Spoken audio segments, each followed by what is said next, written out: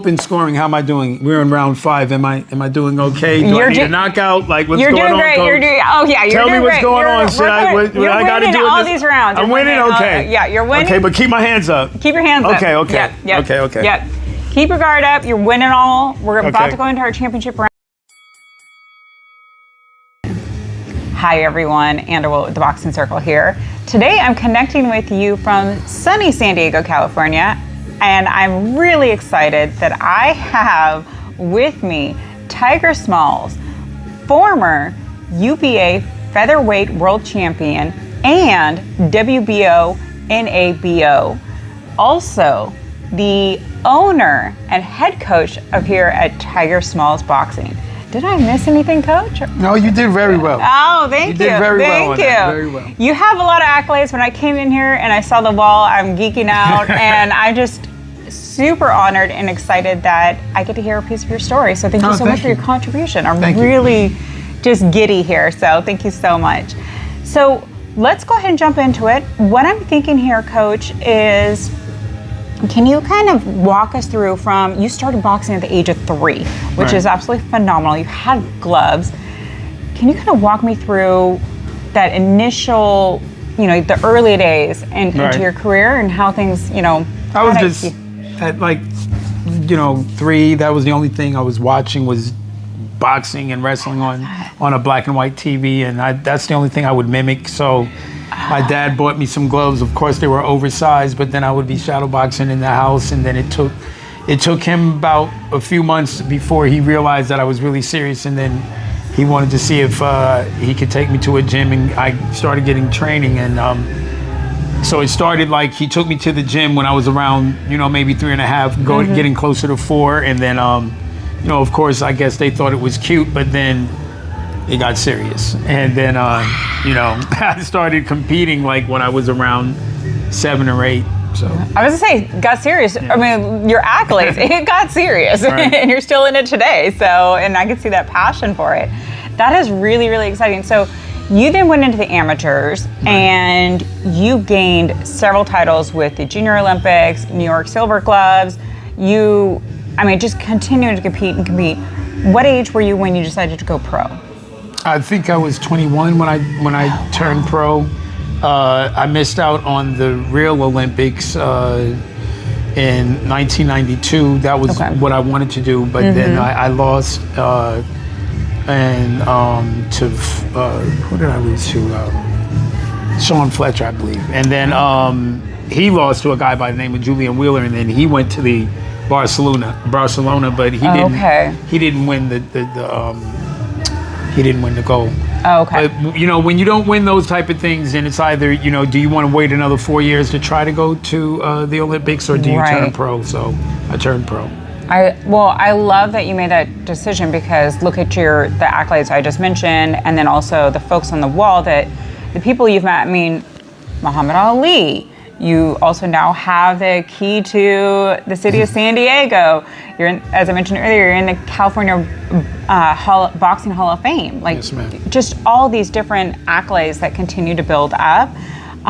Do you have any tidbits or pieces of folks that you met with during when you initially went to pro, and that you're just like, I can't believe this was my experience and I got to meet this person or that person? Looking back at it all, it's always Muhammad Ali. It's like, it's always like, wow, I actually did that at a young age, you know what I'm saying? I wish I was actually older, that's pretty much the things that person that fascinate me the most that I've met, and I'm like, wow, real humble, like, wow, that's the guy that I was around him. I shared the same oxygen at the same time with him, so yeah. It's Muhammad Ali for sure, 100%. This reminds me, Coach, about, what I have found in my experience with boxing and being a part of the boxing community is boxing continuously opens doors and creates opportunities. Like, you're putting in the work, you're putting yourself out there, but it continuously opens doors and creates opportunities. For example, I'm here standing here with you, and I get to chat with you. And if I didn't pick up a pair of boxing gloves 10 years ago, who knows if we would have met, right? Right. Yeah. Exactly. So your story with Muhammad Ali, it just, it's an example of that. It continues to open doors. Would you feel that boxing does that? Oh, 100%. It definitely opened doors. Sometimes even people that get into boxing that wanted to be a boxer, it branches off and they become better trainers, or even great managers, or even great promoters. You know what I'm saying? So yes, it branches off in many manifestations. Yes, boxing is definitely one of the doors that can have you, branch off into other things, for sure, 100%. I love it. I love it. Okay, well, we're gonna continue the walk down memory lane if you're ready for the 5 rounds. I'm ready for the 5 rounds. All right. I'm ready for the 5 rounds. Let me see. All right, that was a little warm up. All right, so round 1. Now, normally I ask folks, what was it like the very first time you picked up a pair of boxing gloves? What was going through your mind? What were you thinking and feeling? Now, you were at the age of 3. That's going way back. So I want to say your first memory of, it may not be the very first time you picked a pair of boxing gloves, but a memory of what you were thinking and feeling picking up a pair of boxing gloves. Well, I can take you back to my first memory, I think, of me walking into a boxing gym. I love this. That's great. Yeah, because it takes so much courage. Me picking up my first pair of boxing gloves, I would say, was some time at my house in New York. Like my dad gave it to me, and I was just around the house doing it. But I remember the first time he took me to the gym. For one, as a kid, it was the anticipation, because I'm walking up these stairs. We were in the Bronx, and we're walking up these stairs, and you can hear you can hear it. And the closer we got, you can start smelling it. But yes, you know what I mean? But when my first feeling of just getting in there, to be honest with you, is when I first walked into that place, it's like, wow, this is where I belong. So I really had that feeling at even a young age that this is what I wanted to do. This is where I belong. This was it. I really felt like I was a part of it even at that young age. And what made it even better is that everybody welcomed me like I belonged right there that day. So it was real cool. But yeah, that was my first really experience of the boxing gym. I love this so much because I have heard about that feeling before. Right. When you walk in, I mean, yes, you have the anticipation and maybe the little butterflies or nervousness mixed with excitement. But I've also heard about people being incredibly welcoming. I know at my gym, like I welcome newbies because it takes a lot of courage. Right. It takes a lot of courage to step into the gym, and just it's accolades and kudos to the boxing community and how welcoming we can be, and just, bringing people in. You welcomed me when I first came in, and you're just like, hey, I'm really excited to chat with you. Of course. Yeah. So I love that you had that experience and continue to have that experience. Also, the thing that you were mentioning, you're walking us up to the gym and the sounds and the smells. You know what that reminded me of? No. I've been chatting actually with a couple of folks that trained out of Crunk, the original Crunk location. In Detroit, yes. In Detroit.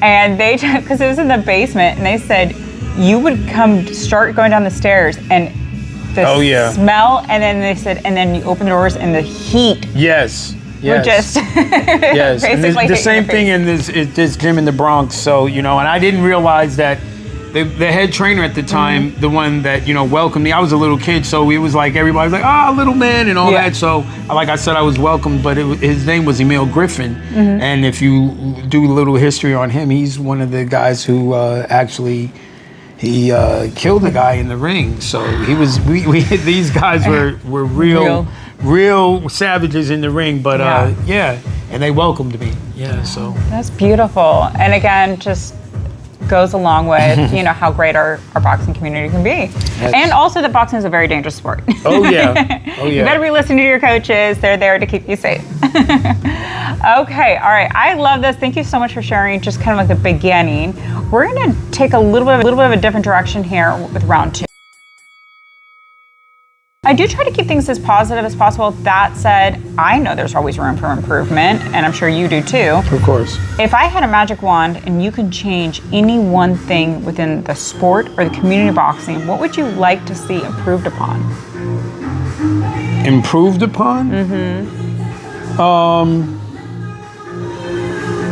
I would just like a new rule. I've been trying to promote for a while open scoring. Oh, okay, in boxing. yeah. I feel like boxing is the only sport that you don't know who's the winner until the very end. Yes. I feel that there's pros and cons to everything, but I feel the pros outweigh the cons. I think the pros of open scoring is to keep the judges honest, for one. And for two, it would keep the fighters, the ones that are behind and they know they're behind, they're going to fight harder, to get the knockout. And I just feel like there's a lot of pros to it. Of course, there's cons, because, I guess the element of surprise at the end, people like the suspense. But I think open scoring should be introduced to boxing. It's the only sport that, like I said, that nobody know who's winning until the end. And it's judged, instead of really scored. Right, exactly. I'm really glad you brought this up because I've actually heard this a few other times. In the past 4 months, I've done over 65 interviews, and this is a true need. People want clarity and transparency on the scoring. I have gone to, I don't know how many bouts, and I have just been like shocked at the end.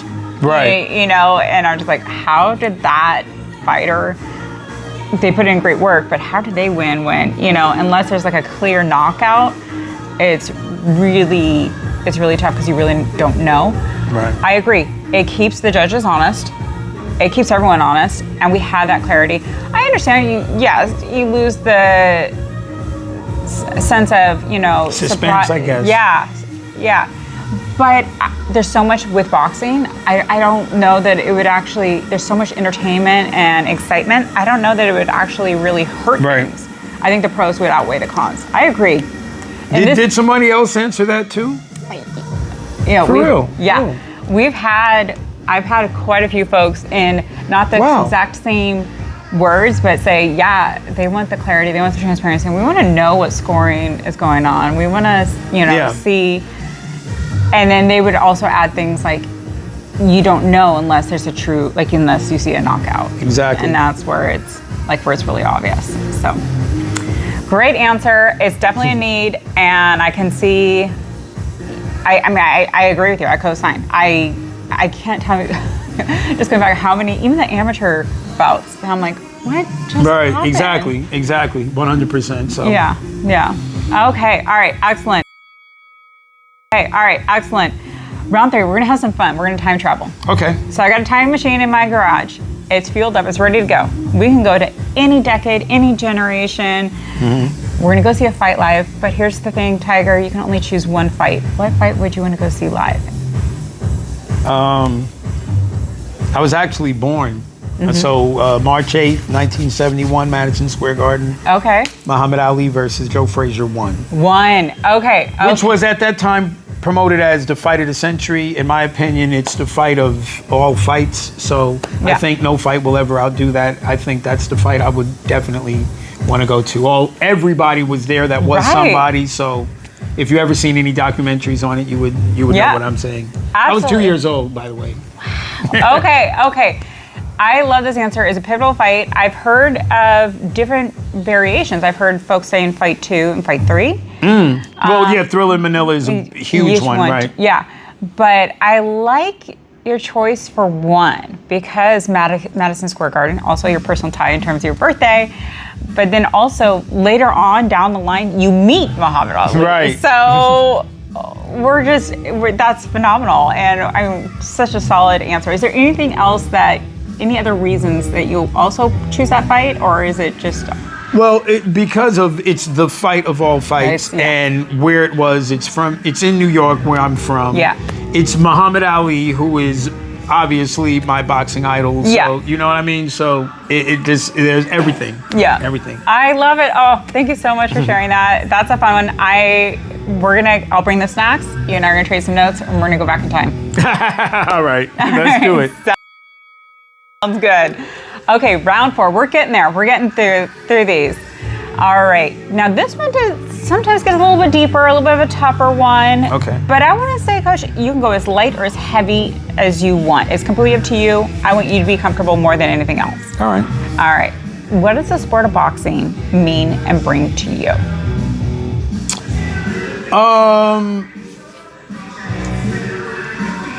that word that you used before, but in a different way. It brings clarity to me because boxing, is really life to me. I personally look at people, the way they box and the way they fight, and I personally can tell what kind of person they are. Yeah.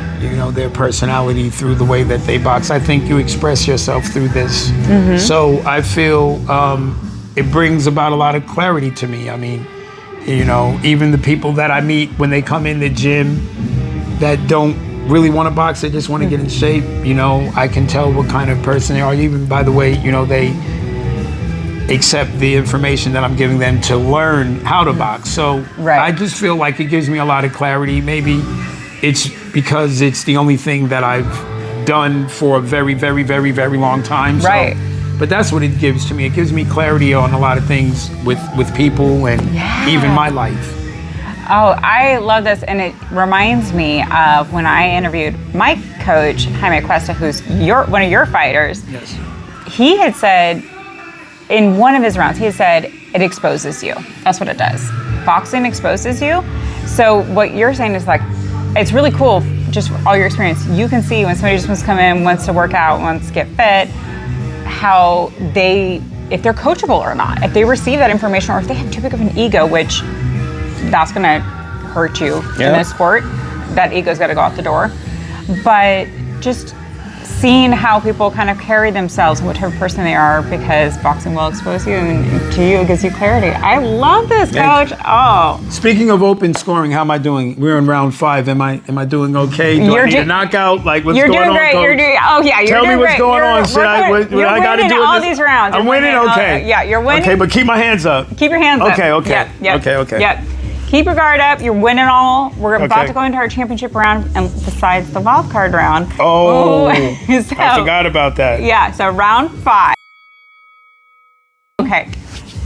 I know you're gonna crush this round. I know you're gonna do great. You're gonna do great. Okay. Today's the day. Somewhere in the world, someone has the courage to pick up a pair of boxing gloves, or walk into a boxing gym, or step into the ring for the very first time. Yes. The caveat is we don't know their age. We don't know their background. We don't know their physical or mental abilities. What advice do you want to give that brand new fighter? Ooh, that's a very good one. Thank you. Because of what you said at the end, we don't know any of these things about them. So, with this being said, I guess my best advice to them is to go in with no expectations. Ooh, I like that. Keep an open mind. Go into this with no expectations. From there, if I were to give them any type of advice, is the one that I think most people that want to turn, professional or amateur should get. Be real with yourself. Your eyes don't lie to you. Like, you've got to be real with yourself. If you look like your favorite fighter or anything close to it.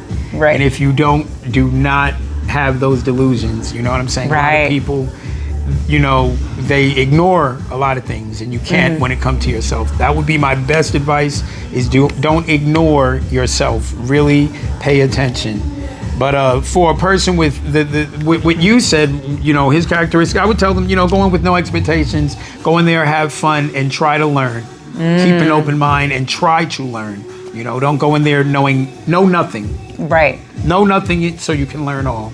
Oh, I love this, because you can soak up and you never know who you're going to learn from. Yes. And that's one of my favorite things in boxing is you could be in the gym and you could be working out, trying to better yourself and do the very best you can, and the person next to you might be a 2-time, 3-time world champion, and they're doing the same thing. Yes. And you can learn from them, and you never know who you're going to learn from. Or the coaches, again, I've said it before, listen to your coaches. They're there to keep you safe, but really just go in with that open mind. Yes. No expectations. 100%. No expectations. Don't expect nothing. I love it. I love it. Well, you crushed those 5 rounds. Thank you. You did fantastic. Definitely winner. Yep. Let's add it. Let's add it to the record books. All right, my last piece for you. Wild card round. Wild card. Okay. We have envelopes 1, 2, and 3. What number do you want to pick, Coach? I'm gonna go in the middle. Okay. I'm gonna go right in the middle. Go Number 2. Okay. Ooh. You ready? You ready? I don't know. It's a good one. If you had to listen to one song to get pumped up for a workout for the rest of your life, what would it be? One song to get pumped up for the rest of my life. You can listen to regular any other music outside of the gym, but when you're getting ready for the gym or you're getting ready to work out, it's one song. The youngsters aren't going to know it, but I'm going to listen to "Get At Me Dog" by DMX. Okay. I gotta get me some DMX. I know that. Get me some DMX. I put it on. Yes. I'm going to get pumped up. I'm going to get pumped up. I think I probably know that one word for word, to be honest. Oh, for real? All right. Yeah. Oh That's my cool. goodness, I love this. Okay, "Get At Me Dog" from DMX. All right. That's you right. actually, Coach Jaime was playing DMX in the gym yesterday. So Wow, okay. yeah, fantastic. I absolutely love it. Well, Tiger, this has been an absolute pleasure. Thank you so much for your time, your energy, sharing a piece of your story, your contribution to the boxing circle. I know you just helped so many in making boxing that much more relatable and folks just being able to kind of soak up your knowledge and your experience. So thank you so much. I really appreciate it. Nice meeting you. Nice meeting you too. All right. Thank you. Thank you.